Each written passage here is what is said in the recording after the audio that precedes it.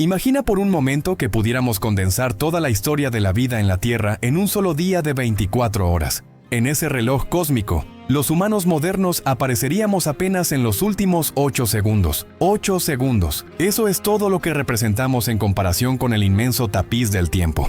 Y aún así, en tan breve instante, lo hemos transformado todo. El cielo, los mares, los bosques, las montañas. Nos hemos convertido en los cronistas y verdugos de la historia natural. Pero aquí surge una pregunta inquietante. ¿Qué secretos se ocultan en esos primeros pasos de nuestra especie, cuando éramos recién llegados al escenario de la creación? ¿Qué vimos, qué enfrentamos y qué nos han ocultado los ecos del pasado? Si retrocedieras en el tiempo hasta aquellos días primigenios, no reconocerías la tierra que hoy pisas. El aire estaba cargado de aromas intensos. La hierba aún guardaba el rocío de un planeta joven. Y los cielos eran atravesados por criaturas que ya no existen. La humanidad estaba confinada a África, como una chispa recién encendida que aún no comprendía su propio fuego. Permanecimos allí durante decenas de miles de años, aprendiendo a leer las señales del viento, a seguir los rastros en el barro, a temer las sombras que se movían al amanecer. Pero lo que más habría llamado tu atención no serían los humanos, sino las bestias que nos rodeaban, seres colosales, de aspecto familiar y al mismo tiempo profundamente extraños, elefantes que eran más grandes que cualquier otro que haya pisado este mundo, búfalos con cuernos que parecían arcos celestiales, primates gigantes que inspiraban tanto temor como reverencia, criaturas que hoy nos parecen imposibles y que sin embargo fueron testigos de nuestros primeros días. Y aquí surge el misterio. Nos han contado que simplemente convivimos con ellos, que los cazamos, que los extinguidos quedaron atrás como una página cerrada. Pero, ¿y si no fuera toda la verdad? ¿Y si la relación entre aquellos humanos y las bestias extintas estuviera marcada por algo más profundo, casi espiritual? Un vínculo del que apenas han sobrevivido fragmentos, susurros, símbolos grabados en piedra. Entre las criaturas más imponentes que caminaron junto a nuestros ancestros estaba el Paleoloxodón. Un elefante cuya silueta se elevaba como una montaña viviente. Desde lejos, parecía un elefante común, pero acercarse a él era contemplar lo imposible. Hombros de más de 4 metros de altura, un cuerpo de 15 toneladas y colmillos tan largos como el cuerpo de un hombre entero. Colmillos que rozaban el suelo, que brillaban al sol como lanzas blancas forjadas por dioses. ¿Te imaginas lo que significaba para un humano del Paleolítico encontrarse con este gigante? No era solo un animal, era un símbolo, un recordatorio viviente de la pequeñez humana frente al misterio de la vida. Los huesos fósiles nos hablan de su fuerza, pero el silencio de la historia esconde otra cosa. ¿Acaso nuestros ancestros lo cazaron por necesidad o lo veneraron como un guardián del mundo? Algunos restos sugieren que aquellos titanes fueron abatidos con lanzas, una hazaña que habría requerido un valor sobrehumano y quizás también un ritual colectivo. Otros indicios apuntan a algo más inquietante, que en el arte rupestre estas criaturas eran pintadas no solo como presas, sino como entidades sagradas, mediadoras entre lo terrenal y lo divino. Pero los secretos no terminan ahí, porque junto al elefante gigante existía otra fuerza de la naturaleza, el búfalo gigante, Sincerus antiquus, más pequeño que un Paleoloxodon, sí, pero con una fiereza que lo convertía en un enemigo temible. Imagínate un animal de 2 toneladas de puro músculo, con cuernos que se extendían como un arco de 3 metros de punta a punta. Aquellos cuernos podían atravesar no solo a un depredador, sino también a cualquier humano que osara desafiarlo. Y sin embargo, lo hicimos. Nuestros ancestros los enfrentaron, arriesgando la vida por la carne, la piel y el honor que suponía abatir a un coloso de la sabana. El misterio aparece de nuevo en el arte rupestre. Allí, estos búfalos no aparecen como simples animales, sino como guerreros en batalla. Se los representa enfrentados entre sí, cornada contra cornada, en escenas que parecen rituales más que cacerías. ¿Es posible que fueran vistos como símbolos de fuerza y resistencia? ¿Como espíritus totémicos que enseñaban a los humanos el valor de luchar hasta el final? Y si todo esto se te hace increíble, espera a conocer al Dinopithecus, el babuino gigante que rondaba las tierras de África. Un primate de tamaño mayor al de un hombre, con caninos que superaban a los de cualquier simio actual. No tenemos pruebas claras de que nuestros ancestros lo hayan enfrentado, pero basta imaginar su presencia para comprender el miedo y el respeto que debió inspirar. ¿Qué pensaban los primeros humanos al verlo? ¿Lo percibían como una amenaza o como un pariente perdido, un espejo oscuro de lo que podríamos ser? Lo curioso es que casi no se habla de ellos. En los libros escolares apenas se menciona la coexistencia con estas criaturas, como si la historia hubiera decidido esconder estas páginas, reducirlas a notas al pie de página que casi nadie lee. Y aquí es donde nace la sospecha. ¿Nos han contado toda la verdad de esos primeros días, o solo lo que conviene creer? Porque si algo nos revela el arte rupestre, los huesos y los mitos que han llegado hasta nosotros, es que hubo una relación mucho más compleja. No éramos simples cazadores, no éramos simples sobrevivientes. Éramos testigos de un mundo donde lo natural y lo espiritual estaban entrelazados, donde cada animal podía ser al mismo tiempo alimento, enemigo y maestro. Y ese conocimiento, tal vez, fue considerado demasiado peligroso para ser transmitido intacto hasta nuestros días.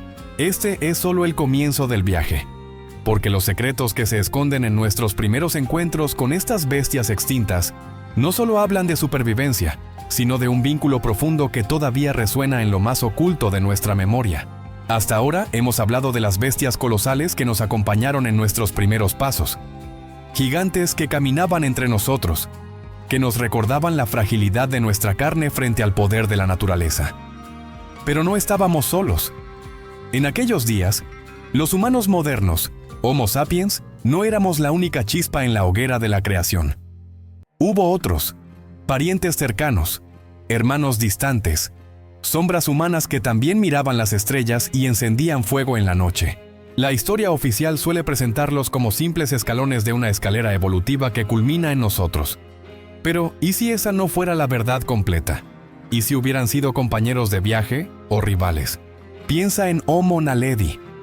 Descubierto apenas hace unos años en las profundidades de unas cuevas sudafricanas, su hallazgo fue un verdadero terremoto para la ciencia.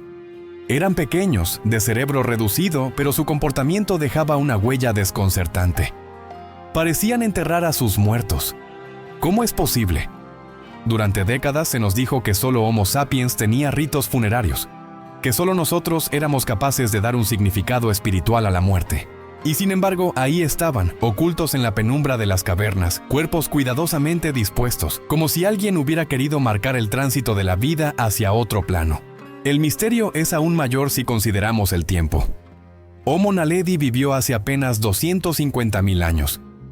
Es decir, mientras nuestros ancestros ya caminaban sobre la tierra, ellos seguían habitando esas cuevas. ¿Acaso llegamos a encontrarnos? ¿Acaso compartimos historias alrededor del fuego? ¿O los borramos de la historia porque eran un recordatorio incómodo de que no éramos los únicos humanos bajo el sol? Luego está Homo heidelbergensis, un ser mucho más imponente, con cuerpos robustos, cejas prominentes y una fuerza física que seguramente superaba la nuestra, dominaban África y Europa hace entre 600.000 y 200.000 años. Los huesos nos muestran que eran cazadores expertos, capaces de abatir grandes animales, y hay pruebas de que construían herramientas sofisticadas. Algunos investigadores sugieren que fueron nuestros ancestros directos, los padres de los neandertales y de nosotros mismos. Pero aquí está el detalle inquietante. Si eran tan inteligentes, tan adaptables, ¿por qué desaparecieron? Las cuevas donde vivieron aún guardan restos de fuego, herramientas y huesos partidos, como si se tratara de escenas detenidas en el tiempo. Pero hay más. Algunos estudiosos creen que Homo heidelbergensis pudo haber tenido un lenguaje rudimentario. Eso significa que no solo cazaban y comían, sino que también podían planear, transmitir ideas, tal vez incluso contar historias. Historias que jamás llegaron hasta nosotros. O tal vez sí. Tal vez resuenan en los mitos más antiguos, disfrazados de dioses o gigantes. Y no podemos olvidar a Homo rhodesiensis, descubierto en África, un enigma aún mayor. Su cráneo, hallado en Kabwe, Zambia, muestra una mezcla inquietante. Rasgos primitivos, sí, pero también características que parecen casi modernas. ¿Quién fue realmente este ser? ¿Un antepasado directo de los sapiens? ¿Un pariente perdido cuya sangre corre todavía en nuestras venas? O quizá, y aquí el misterio se profundiza, una rama paralela, que coexistió con nosotros y dejó huellas que aún no sabemos leer. Lo más desconcertante de todo esto es que no sabemos cómo interactuamos con ellos. ¿Hubo encuentros pacíficos, intercambio de conocimientos, matrimonios entre especies? ¿O fueron tiempos de guerra en los que cada grupo humano defendía su territorio como lo hacen los lobos en la noche? Algunos huesos muestran marcas de violencia, otros parecen haber sido manipulados de manera ritual. Es imposible no preguntarse, ¿Acaso los primeros sacrificios humanos no fueron de sapiens a sapiens, sino de humanos a otros humanos distintos? Mira lo extraño. En el arte y los mitos de muchas culturas antiguas aparecen figuras de hombres bestia, gigantes, seres que son humanos pero no del todo. Tal vez no eran fantasías. Tal vez eran recuerdos borrosos de aquellos otros humanos, grabados en nuestra memoria colectiva como advertencias.